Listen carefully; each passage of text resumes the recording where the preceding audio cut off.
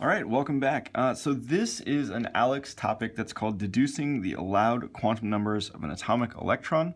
And this is quite an involved topic. It seems like it's fairly straightforward, but it's actually very involved. So we're going to be talking a little bit more in depth about quantum numbers and sort of how to solve this problem. I'm going to go through 4 different variations of this problem. There's a lot of different ways that we're going to be asking these types of questions. So we're going to go through 4 different examples, but first we're going to talk about quantum numbers in general, and then we're going to get into this. This is also a requested video, so thank you for the request. Let's go ahead and get into it. So the first thing that we need to talk about before we even start worrying about this problem here is quantum numbers in general. So what I've done is I've prepared this little handout, and I think that this handout sort of gives us an overview of what quantum numbers are and how we're going to be sort of dealing with them.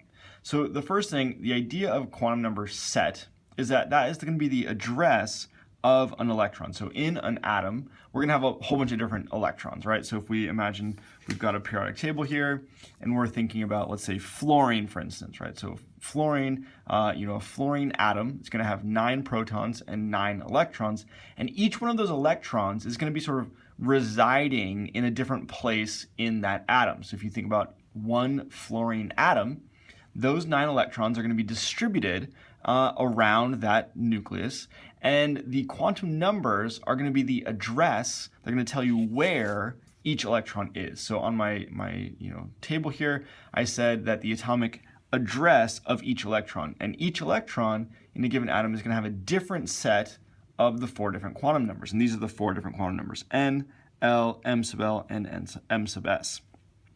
So each of the different quantum numbers is going to tell you some information about where that electron is, and then the total, right, the whole 4-number address, that's going to tell you exactly where that electron lives. So the first one is the principal quantum number. That's the n value, and so n is just going to have values of 1, 2, 3, 4, so on and so forth. So over here I've got my different values of n.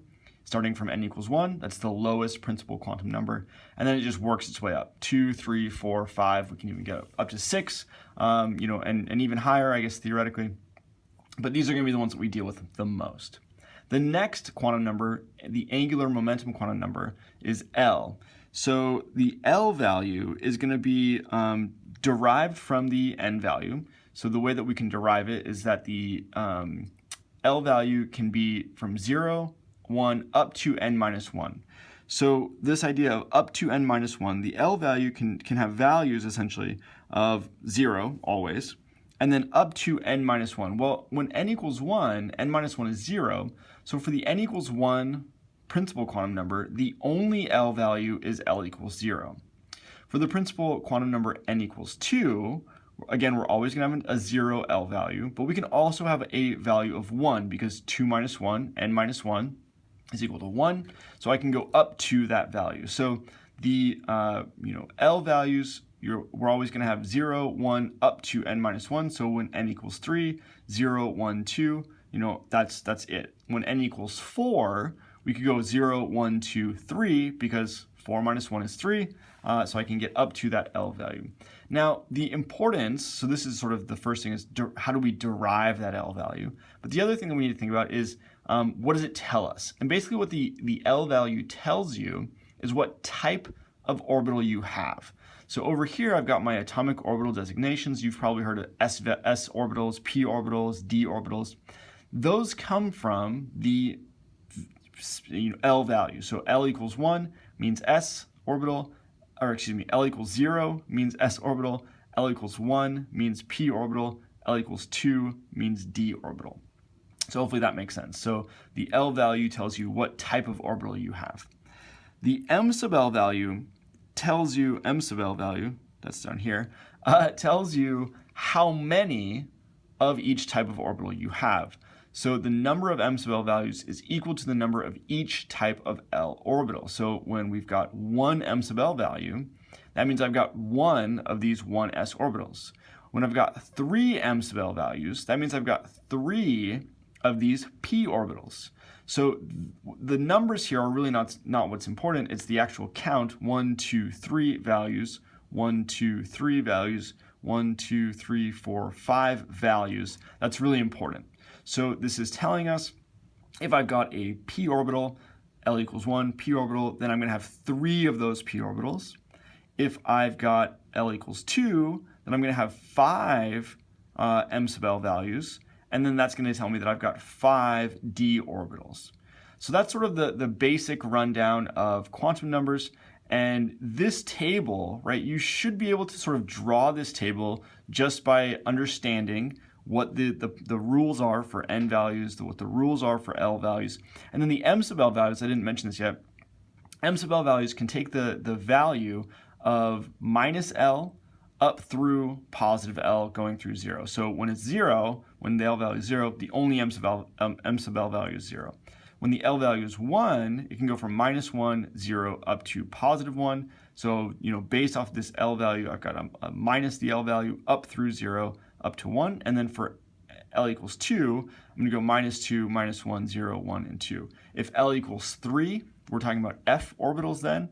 If L equals 3, the m sub L values will be minus 3, minus 2, minus 1, 0, 1, 2, up to 3. So there will be actually 7 m sub L values in that case. M sub S is just the spin of the electron, and it's either just going to be plus 1/2 or minus 1/2. And this sort of gets into the idea of, we have 2 electrons per orbital. I don't want to get too far into that. I want to actually do this problem now. Okay, so that's my introduction to quantum numbers. Now we'll actually do this ALEKS topic, deducing the allowed quantum numbers of an atomic element, or atomic electron. List all possible values of the angular momentum quantum number L. So remember that L values can be n minus 1, so up through n minus 1, for an atomic electron with principal quantum number n equals 5. Well, if n equals 5, then the allowed L values will be 0, 1, 2, 3, 4. So that is my answer for this first question. And basically I'm just figuring that out because I know if n equals 5, then that's sort of taking our table and just going all the way down to n equals 5. When n equals 5, the L values will start at 0 and they'll go up through n minus 1. So that's basically just 0, 1, 2, 3, 4. So that's what I put in here for the first one. Let's do another one. So for the next one, it says list all possible values of the magnetic quantum number m sub L for a 4f electron. And really what we're going to be paying attention to here is the type of orbital, the f electron. So if I've got an f orbital, then that means that my L value should equal 4. My L value should equal 3. So for an f orbital, L equals 3. You can see that this is somewhat confusing, right? So L equals 3 for an f orbital. So then my m sub L values should equal minus 3, minus 2, minus 1, 0, 1, 2, and 3. So the significance here, so all of these, this is what I would put in as my answer. And L equals 3 means f orbital. F orbital. Just a quick review, L equals 0 is an S. L equals 1 is a P, L equals 2 is a D, and L equals 3 is an F orbital. So I think that covers this problem. So let's go ahead and do the next problem. So the next problem says an electron in an atom is known to be in a state with magnetic quantum number m sub L equals minus 2, what is the smallest possible value of the principal quantum number n of the state. So in this case, when I see m sub L equals minus 2, basically what this is telling us is that we have either a d orbital or an f orbital. And the way that I'm sort of figuring that out, I guess, is going back to this table here. So in this table here, so let's just put it right here maybe, of my possible quantum numbers, for our n values and our L values, I know that to get an m sub L value of minus 2, then I must have an L value of 2 or an L value of 3. So I must have a d orbital or an f orbital, because if I've got L equals 1, well, then my m sub L values are not allowed to be minus 2, right? Only m sub L values for L equals 1 are minus 1, 0, and 1. And for m sub L of minus 2, I must have an L value equal to 2 or an L value equal to 3. So, for this problem, it's asking what's the smallest value of the principal quantum number n of the state. Well, if I've got n equals 2, for instance, I can't have an m sub l value of minus 2, right? The first time I see an m sub l value of minus 2 is down here when n equals 3. And the reason for that is because if my n value is 2, then the largest L value that I could have is n minus 1, which is 1. And if L equals 1, then my m sub L values are minus L up to positive L. So I need to get to an L value of 2 before I can get to an m sub L value of minus 2. So that's how I sort of know, if I see m sub L minus 2, well, we're talking about either a d or an f orbital. And again, you're going to have to spend some time, with a table like this, get comfortable with what, is going on here, what all of these things represent. So I would definitely recommend, you write out this table and you try to think about, what are the patterns? What am I seeing here? Does this all make sense? And even go so far as to go to n equals 4, right? And then L equals 0, 1, 2, and 3, and then write out the m sub L values for all of those, and the designations for those as well. So in this case, the smallest possible value of the principal quantum number n is going to be n equals 3.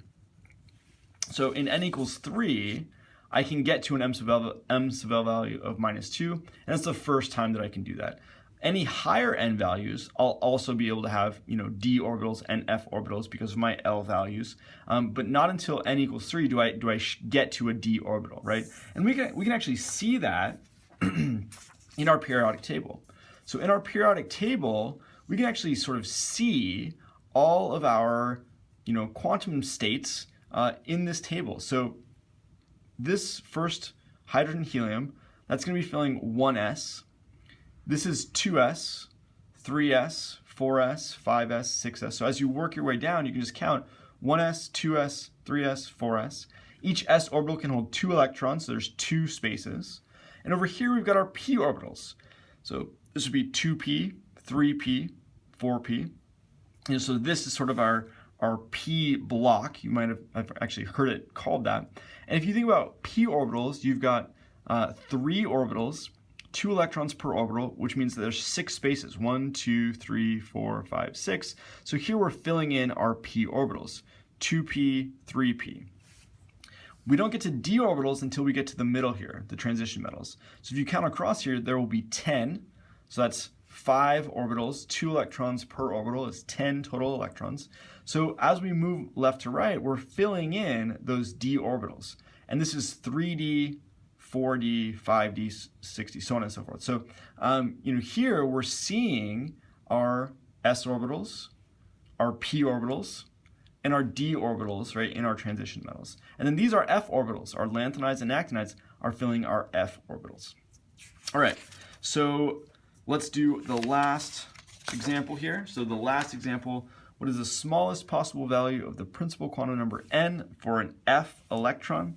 So again, we need to sort of, it's similar to the last problem that we did, we need to think about, well, how do I get to an f orbital? What are the requirements for that? For an f electron, L equals 3.